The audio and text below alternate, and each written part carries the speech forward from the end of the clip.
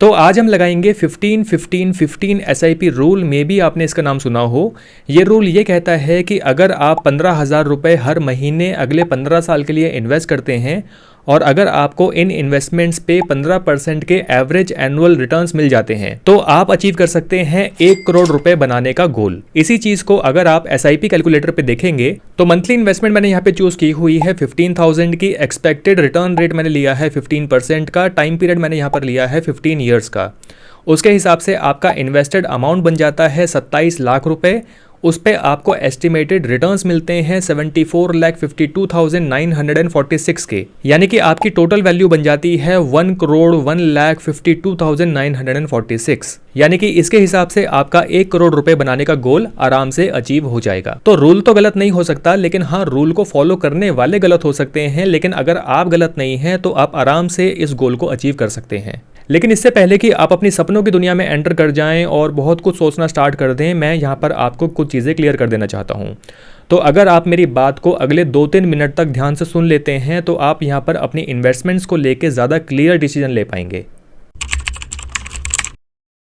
तो रियलिटी ये है कि ये चीज़ सुनने में तो बहुत अच्छी लगती है कि एक दिन आपके पास 1 करोड़ रुपए से भी ज़्यादा पैसे होंगे, जो कि पॉसिबल है, आपके पास होंगे, लेकिन सबके लिए ऐसा कर पाना पॉसिबल नहीं है, क्योंकि इसके लिए चाहिए होगा बहुत ही स्ट्रॉन्ग डिसिप्लिन। और डिसिप्लिन ये कि आप अपनी SIP को किसी भी केस में ब्रेक नहीं करेंगे, उसको पॉज नहीं करेंगे। एक तरह से आप यहाँ पर कसम खाते हैं कि आप अपना ये वाला इन्वेस्टेड पैसा बाहर नहीं निकालेंगे।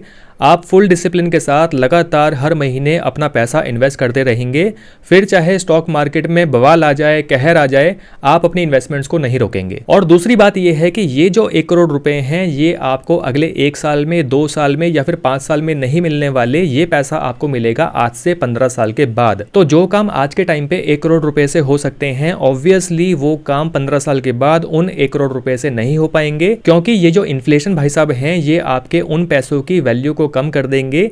चीज़ें 15 साल के बाद और भी महंगी हो चुकी होंगी।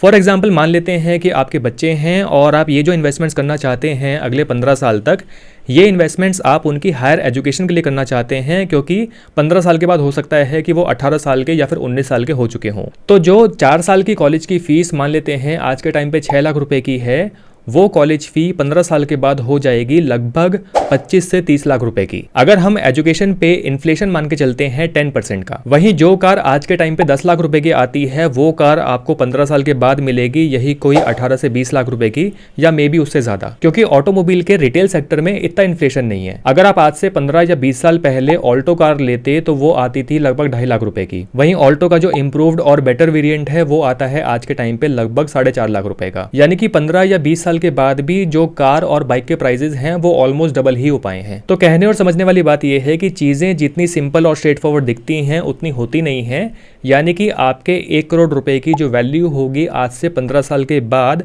अगर हम इन्फ्लेशन रेट को यहां पर लेके चलते हैं 6% का, तो 1 करोड़ रुपए की वैल्यू होगी लगभग 40 से 41 लाख रुपए की। वहीं अगर हम इन्फ्लेशन रेट को थोड़ा सा कम कर देते हैं, 5% कर देते हैं, तो 1 करोड़ रुपए की वैल्यू बन जाएगी 48 लाख या 50 लाख रुपीस के आसपास की, यानी कि उस समय के 1 करोड़ रुपए की औकात उतनी ही होगी जितनी आज के टाइम पे 41 लाख रुपए की है। तो अब आप यहां पर डिसाइड कीजिए कि आज से 15 साल के बाद आप उन 1 करोड़ रुपए से क्या क्या करने वाले हैं। हम आगे बढ़ते हैं और देख लेते हैं कि ये पैसा आपको कैसे इन्वेस्ट करना है कि आप कम से कम रिस्क लेकर कम से कम 15% के रिटर्न जनरेट कर पाएं। बाय द वे, अगर अभी तक ये वीडियो आपको अच्छी लग रही है, समझ में आ रही है, तो चैनल को सब्सक्राइब जरूर करें। मेरा नाम है रंजन और आप देख रहे हैं योर एवरीडे गाइड। तो कम से कम 15% के रिटर्न जनरेट करने के लिए आपको यहाँ पर बहुत सारे म्यूचुअल फंड्स में अपनी इन्वेस्टमेंट्स करने की ज़रूरत नहीं है। मेरे हिसाब से अगर आप सिर्फ 3 म्यूचुअल फंड्स में ही अपना पैसा इन्वेस्ट कर लेते हैं तो वो आपके लिए इनफ है। इससे ज़्यादा की नीड आपको नहीं है, एटलीस्ट इस गोल को अचीव करने के लिए। तो बात करते हैं म्यूचुअल फंड्स की। तो ये म्यूचुअल फंड्स कौन कौन से आने वाले हैं? तो सबसे पहला म्यूचुअल फंड हमारे पास होगा एक फ्लेक्सी कैप फंड, दूसरा म्यूचुअल फंड हमारे पास होगा एक मिड कैप फंड, और तीसरा म्यूचुअल फंड हमारे पास होगा एक स्मॉल कैप फंड। तो जिन व्यूवर्स ने मेरी ये वाली वीडियो देखी है वो लोग समझ गए होंगे कि मैं यहाँ पर किन 3 म्यूचुअल फंड्स की बात करने जा रहा हूँ। लेकिन आज की इस वीडियो में बात सिर्फ म्यूचुअल फंड्स की नहीं है, बात यहाँ पर है सही एज में सही म्यूचुअल फंड में सही पैसा इन्वेस्ट करने की, जिससे कि आप इस गोल को अचीव कर सकते हैं। अब ये समझ लेते हैं कि इस गोल को अचीव करने के लिए मैंने इन्हीं 3 कैटेगरीज को चूज क्यों किया है। तो सबसे पहली कैटेगरी आती है फ्लेक्सी कैप कैटेगरी, और इस कैटेगरी को मैंने इसलिए चूज किया है क्योंकि फ्लेक्सी कैप म्यूचुअल फंड्स का जो मेजर एलोकेशन होता है ये होता है लार्ज कैप के अंदर। उसके साथ साथ आपको मिड कैप का एलोकेशन भी मिल जाता है, थोड़ा सा स्मॉल कैप का एलोकेशन भी मिल जाता है। यानी कि आपको यहाँ पर जो रिटर्न्स मिलते हैं वो किसी भी इंडेक्स म्यूचुअल फंड से या फिर किसी लार्ज कैप म्यूचुअल फंड से थोड़े से एक्स्ट्रा रिटर्न्स मिल जाते हैं, जो कि हमारे लिए अच्छी बात है। और सिर्फ रिटर्न्स ही नहीं, आपको यहाँ पर सही रिस्क पे सही रिटर्न्स बनाने का चांस मिल जाता है। फ्लेक्सी कैप म्यूचुअल फंड्स के लास्ट 10 ईयर्स के रिटर्न्स को अगर हम देखते हैं तो यहाँ पर इन्वेस्टर्स को most of the time above 16% का CAGR देखने को मिला है, जो कि अच्छा है। हमें तो यहाँ पर बस 15% से ऊपर के रिटर्न्स चाहिए। जितने रिटर्न्स हमें 15% से ऊपर मिलेंगे उतना ही पैसा हमारे 1 करोड़ रुपए में जुड़ता चला जाएगा। लेकिन फिर भी अगर हम अपनी एक्सपेक्टेशंस को थोड़ा कम करके स्टॉक मार्केट के रिटर्न्स को थोड़ा सा रेस्ट्रिक्ट करके मान के चलते हैं तो हमें यहाँ पर 16 नहीं तो कम से कम 14% के रिटर्न्स तो मिल जाने चाहिए। अभी के लिए एक्सपेक्टेशंस को कम रखते हैं, देखते हैं रिजल्ट क्या निकलता है। नेक्स्ट कैटेगरी है मिड कैप, और मिड कैप कैटेगरी को मैंने इसलिए चूज किया है क्योंकि ये कैटेगरी एक बिल्कुल स्वीट स्पॉट पर है, ना बहुत ज्यादा हाई रिस्क ना लो रिस्क, और लार्ज कैप से ज्यादा रिटर्न्स लेकिन स्मॉल कैप से थोड़े से कम रिटर्न्स। तो अगेन एक अच्छी और balance category with high potential and high returns. तो मिड कैप कैटेगरी के most of the mutual funds ने लास्ट 10 ईयर्स में जनरेट किया है अबव 19% का CAGR। Most of the cases में CAGR यहाँ पर 20% का है, लेकिन फिर भी हम यहाँ पर मान के चलते हैं कि कम से कम 17% के रिटर्न्स तो हमें मिल ही सकते हैं। अब आती है स्मॉल कैप कैटेगरी, यानी कि वो कैटेगरी जो हाई रिस्क पे आपको हाई रिटर्न्स जनरेट करके दे सकती है। आजकल इन्वेस्टर्स इस कैटेगरी में बेहिसाब अपना पैसा इन्वेस्ट करने में लगे हुए हैं, ये सोच के कि उनका पैसा बहुत जल्दी डबल हो जाएगा। लेकिन ऐसा करना हमारे लिए रिस्की हो सकता है, क्योंकि स्मॉल कैप कैटेगरी जब नुकसान देने पर आती है तो ये आपके फ्लेक्सी कैप और मिड कैप म्यूचुअल फंड्स के रिटर्न्स को भी खा सकती है। तो हम यहाँ पर कम रिस्क लेकर चलेंगे। अभी के लिए अगर हम स्मॉल कैप कैटेगरी के लास्ट 10 ईयर्स के CAGR को देखते हैं तो ये मोस्ट ऑफ द केसेस में हमें अबव 20% देखने को मिल रहा है। फिर भी हम यहाँ पर मान के चलते हैं कि हमें 18% के रिटर्न्स तो यहाँ से मिल सकते हैं। लेकिन 20% के रिटर्न्स को देख के आपको ऐसा नहीं लग रहा कि ये रिटर्न्स तो वही 20% जो मिड कैप ने रिटर्न्स दिए थे वैसे से ही हैं? तो लग तो ऐसी रहा है, क्योंकि लॉन्ग टर्म की अगर हम बात करते हैं तो स्मॉल कैप और मिड कैप कैटेगरी के जो रिटर्न्स हैं इनमें आपको बहुत बड़ा डिफरेंस देखने को नहीं मिलेगा। शॉर्ट ड्यूरेशन में हो सकता है कि आपको स्मॉल कैप और मिड कैप के बीच में काफी बड़े रिटर्न्स का गैप देखने को मिले। तो ये हो गई हमारी तीनों कैटेगरीज और उनका एक्सप्लेनेशन कि why they exist in today's video. अब अगर 14, 17 और 18 का एवरेज किया जाए तो ये एवरेज कितना होगा? ये होगा 16.33% का एवरेज। अगर इसको भी राउंड ऑफ किया जाए तो ये बन जाते हैं 16% के रिटर्न्स, अज्यूमिंग कि आप तीनों ही कैटेगरीज में अपनी इक्वल एलोकेशन रखते हैं, यानी कि 5,000 रुपए फ्लेक्सी कैप में, 5,000 रुपए मिड कैप में और 5,000 रुपए स्मॉल कैप म्यूचुअल फंड में। देखिए, अगर हम वापस चलते हैं अपने SIP कैलकुलेटर पे और आप यहाँ पर अपनी मंथली इन्वेस्टमेंट्स को कर देते हैं 5,000 रुपए, एक्सपेक्टेड रिटर्न रेट हम रख लेते हैं 14% का, जो कि हमारे केस में फ्लेक्सी कैप म्यूचुअल फंड से था। टाइम पीरियड अगर हम रख लेते हैं 15 ईयर्स का, तो यहाँ पर हमारी टोटल वैल्यू निकल के आती है 30,64,000 रुपीज की। मतलब मैं एक रफ कैलकुलेशन यहाँ पर लेके चल रहा हूँ। वहीं अगर हम एक्सपेक्टेड रिटर्न रेट को कर देते हैं 17%, यानी कि मिड कैप वाला केस, तो यहाँ पर आपकी टोटल वैल्यू बन जाती है 41,44,000 रुपीज। वहीं अगर हम 17% की जगह इसको कर देते हैं 18%, ये हमारा बन जाता है स्मॉल कैप म्यूचुअल फंड वाला केस, तो ये हमारी टोटल वैल्यू बन जाती है 45,96,000 रुपीज।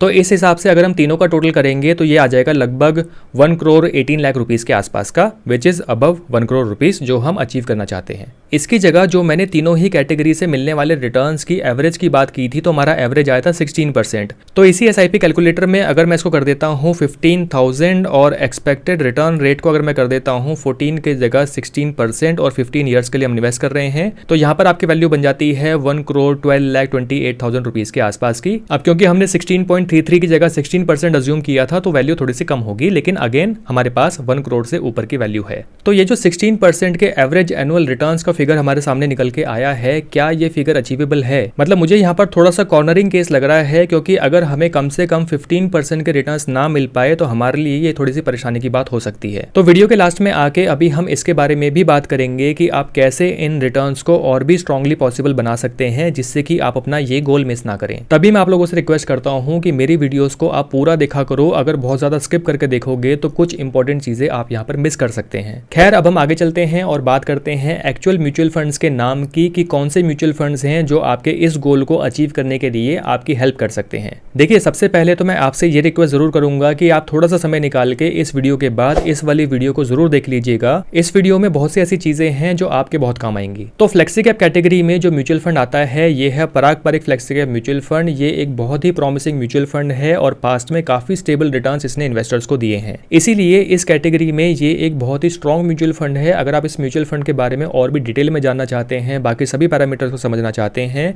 तो उसके लिए आपको ये वाली वीडियो देखनी पड़ेगी। आप भी सोच रहे होंगे कि यार जिसको देखो वो फ्लेक्सी कैप म्यूचुअल फंड के अंदर बस Parag Parikh flexi cap mutual fund का नाम ले लेता है, लेकिन एक्चुअली में ऐसा नहीं है। इस कैटेगरी के अंदर इस पर्टिकुलर गोल के लिए जितने भी पैरामीटर्स मैंने देखे हैं उसके हिसाब से मुझे यही म्यूचुअल फंड समझ में आता है। लेकिन आप फिर भी फ्री हैं, अगर कोई दूसरा फ्लेक्सी कैप म्यूचुअल फंड आपको समझ में आता है तो आप अपनी इन्वेस्टमेंट उसमें कर सकते हैं। मिड कैप कैटेगरी के अंदर आता है Motilal Oswal mid cap mutual fund. Again एक बहुत ही स्ट्रॉन्ग और बहुत ही अच्छा म्यूचुअल फंड, अच्छे रिटर्न्स और अच्छी परफॉर्मेंस। इस कैटेगरी के अंदर आपके पास एक और चॉइस है जो कि है HDFC mid cap opportunities fund. एक और काफी स्ट्रॉन्ग फंड है, लॉन्ग टर्म के लिए बेस्ट फिट है। स्मॉल कैप कैटेगरी के अंदर आता है Nippon India small cap mutual fund. एक बहुत अच्छा म्यूचुअल फंड है, पास परफॉर्मेंस इसकी बहुत अच्छी है। कंसिस्टेंटली इस म्यूचुअल फंड ने अपने बेंचमार्क को बीट किया है। दूसरी चॉइस स्मॉल कैप के अंदर आपके लिए आती है एसबीआई स्मॉल कैप फंड। ये भी एक काफी स्ट्रॉन्ग फंड है और लॉन्ग टर्म के लिए आपके लिए अच्छा है। तो ये जो तीनों ही कैटेगरीज के म्यूचुअल फंड्स की मैंने बात करी है, इन म्यूचुअल फंड्स की बात मैंने अपने एनालिसिस के हिसाब से जितना मुझे समझ में आता है और जो मैंने अपनी वीडियोस में पास में मैंने बात की है उसके हिसाब से मैंने यहाँ पर बताए हैं। लेकिन आप फिर भी यहाँ पर कंप्लीटली फ्री हैं। जो म्यूचुअल फंड आपको जिस कैटेगरी के अंदर समझ में आ रहा है, आप कॉन्फिडेंट हैं कि हाँ लॉन्ग टर्म में ये म्यूचुअल फंड अच्छी परफॉर्मेंस आपको दे सकता है, तो आप वो म्यूचुअल फंड अपने लिए चूज कर सकते हैं। इन तीनों ही कैटेगरी के इन सभी म्यूचुअल फंड्स की आप और भी ज्यादा डिटेल्स बाकी सभी पैरामीटर्स के साथ इन सभी वीडियोस में देख सकते हैं। आई एम श्योर ये वीडियोस आपके लिए हेल्पफुल जरूर रहेंगी। ओके, तो इतनी सारी बातें हमने यहाँ पर कर ली हैं। अब यहाँ पर जो मोस्ट इंपॉर्टेंट चीज आती है कि किस म्यूचुअल फंड के अंदर यानी कि किस कैटेगरी के अंदर आपको कितना पैसा इन्वेस्ट करना चाहिए, क्योंकि हर एज के इन्वेस्टर के लिए सेम म्यूचुअल फंड एलोकेशन काम नहीं करता। हर इन्वेस्टर का जो रिस्क एपेटाइट होता है वो डिफरेंट होता है, जो इन्वेस्टिंग स्टाइल होता है वो डिफरेंट होता है। तो ऑब्वियसली जो आपकी इन्वेस्टमेंट्स होगी वो भी हर म्यूचुअल फंड में आपके हिसाब से जानी चाहिए। तो सबसे पहले जो एज कैटेगरी हमारे पास आती है वो है 20 से 25 साल। तो अगर आप इस एज ग्रुप में आते हैं तो मैं यहाँ पर आपको सिंपली यही कहूँगा कि मेरे दोस्त अभी के लिए आप अपना पूरा ध्यान अपनी पढ़ाई और अपने करियर पे लगाइए, क्योंकि इनसे बड़ी इन्वेस्टमेंट्स आपके लिए अभी के लिए नहीं हो सकती। तो सबसे बड़ी इन्वेस्टमेंट जो आपके लिए है वो है आपका करियर एनहेंसमेंट। अभी आप अपना एक्सपीरियंस गेन कीजिए, अपनी सैलरी को थोड़ा सा इंक्रीज कीजिए, उसके बाद इन्वेस्टमेंट्स के बारे में सोचिए। अभी आपको इन्वेस्टमेंट्स के बारे में नहीं सोचना है। हाँ, अपने पैसों को आपको उड़ाना नहीं है, बस सही जगह पर लगाना है जिससे कि आपको एक अच्छी करियर ग्रोथ देखने को मिले।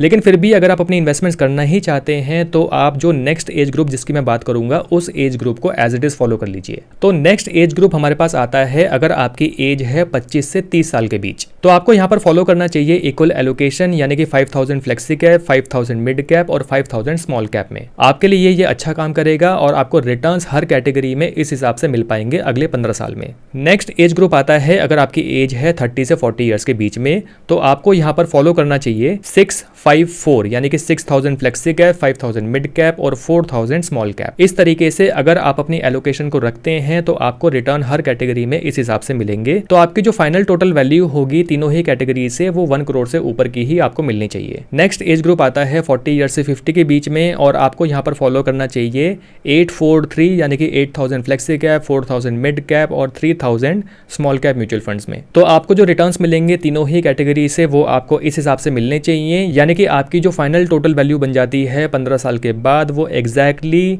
1 करोड़ के आसपास की ही बन सकती है। मुझे लगता है कि इससे आगे के जो एज ग्रुप हैं 50 इयर्स प्लस के जो एज ग्रुप हैं उनके लिए आज की ये वीडियो सूटेबल नहीं है। लेकिन अगर इस एज ग्रुप के लोगों ने फिर भी ये वीडियो देखी है तो मैं आपको यही कहना चाहूँगा कि सर आप भी जानते हैं कि नॉलेज कभी भी खराब नहीं जाती।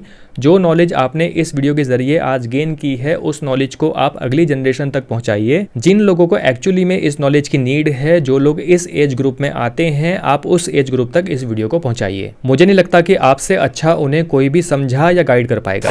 अब फाइनली हम बात करते हैं उस चीज़ की जिसके बारे में मैं वीडियो के बीच में बात कर रहा था, यानी कि how to strongly achieve minimum 15% returns. कैसे आप ये इंश्योर कर सकते हैं कि आपको 15 साल में मिनिमम 15% के रिटर्न्स मिले ही मिले। देखिए, वैसे तो मैंने आज के इस वीडियो में जिन भी कैटेगरीज की बात की है, जिन भी म्यूचुअल फंड्स की बात की है, उनके पास परफॉर्मेंस के हिसाब से, उनके दूसरे पैरामीटर्स के हिसाब से जितना मुझे समझ में आया है, आपका यहाँ पर जो 1 करोड़ रुपीस का गोल है वो अचीव हो जाना चाहिए, जैसे कि मैंने आपको पहले भी कहा था। लेकिन फिर भी क्योंकि ये स्टॉक मार्केट है और स्टॉक मार्केट में कुछ भी गारंटीड नहीं है, यहाँ पर आपको किसी भी साल कैसा भी सरप्राइज देखने को मिल सकता है। तो ये आपके लिए और भी अच्छा होगा अगर आपके लिए पॉसिबल हो कि आप अपनी SIP को हर साल जो भी म्यूचुअल फंड में आप इन्वेस्टमेंट्स कर रहे हैं वहां पर आप थोड़ी सी वैल्यू से उनको इंक्रीज कर पाएं, जिनको हम बोलते हैं स्टेप अप। देखिए, ये तो ऑब्वियस है कि अगले 15 साल तक आपकी सेम इनकम तो रहने वाली है नहीं कि आपकी जो भी इनकम आज के टाइम पे है वही इनकम आपकी 15 साल के बाद भी रहने वाली है। ऐसा पॉसिबल नहीं हो सकता। आपको यहाँ पर कुछ ना कुछ इंक्रीमेंट जरूर मिलेंगे अपनी सैलरी पे। आप जॉब को स्विच करेंगे या फिर सेम जॉब पे भी आपको एटलीस्ट इतना इंक्रीमेंट तो मिलेगा ही कि आप इन्फ्लेशन को बीट कर पाएं। तो अगर आपकी सैलरी हर साल थोड़ी सी इंक्रीमेंट हो रही है, बढ़ रही है, तो ऐसे में अपनी इन्वेस्टमेंट्स को भी थोड़ा सा इंक्रीज करने में कोई परेशानी नहीं होनी चाहिए। उसको भी आप 2%, 5%, 10% जो भी आपको वैल्यू सही लगे अपनी सैलरी के हिसाब से आप इंक्रीज कर सकते हैं। तो एग्जाम्पल के लिए इस साल अगर आप किसी म्यूचुअल फंड में इन्वेस्ट कर रहे हैं 5,000 रुपए, तो आप अगले साल से उसी म्यूचुअल फंड में अपनी इन्वेस्टमेंट्स को थोड़ा सा बढ़ा सकते हैं। आप 5,000 की जगह उसको 5,200 कर सकते हैं, 5,500 कर सकते हैं। तो आप इसी तरीके से अपने सभी म्यूचुअल फंड्स में थोड़ा थोड़ा सा इंक्रीमेंट कर सकते हैं। तो ये जो थोड़ा थोड़ा पैसा आप अपने इन्वेस्टमेंट्स में साल दर साल बढ़ा रहे हैं, ये पैसा आपको बहुत ज्यादा हेल्प करेगा कि रिटर्न्स आपके भले ही सब मिला के 15% की जगह अगर 14% भी हो जाते हैं, 13.5% भी हो जाते हैं, फिर भी आपका जो 1 करोड़ रुपीस का गोल है वो गोल अचीव हो पाएगा। तो एक तरह से जो आप करंट इन्वेस्टमेंट्स कर रहे हैं, उन करंट इन्वेस्टमेंट्स पे आप जितनी भी एक्स्ट्रा इन्वेस्टमेंट्स आने वाले समय में करेंगे, उसी हिसाब से आपको जो पैसा मिलेगा वो 1 करोड़ रुपए से उतना ही एक्स्ट्रा मिल पाएगा अगर हम 15,000 रुपए की SIP की बात करते हैं। तो दोस्तों, सबसे पहले अगर ये वीडियो आपको किसी भी तरीके से हेल्पफुल लगी है तो मुझे लगता है कि इस वीडियो पे एक लाइक तो आपका बनता है, और सब्सक्राइब करना तो बिल्कुल भी मत भूलिएगा, क्योंकि ऐसा कंटेंट मैं आपके लिए फ्यूचर में लाता रहूँगा। जल्दी ही मिलेंगे नेक्स्ट वीडियो में। Thank you for watching.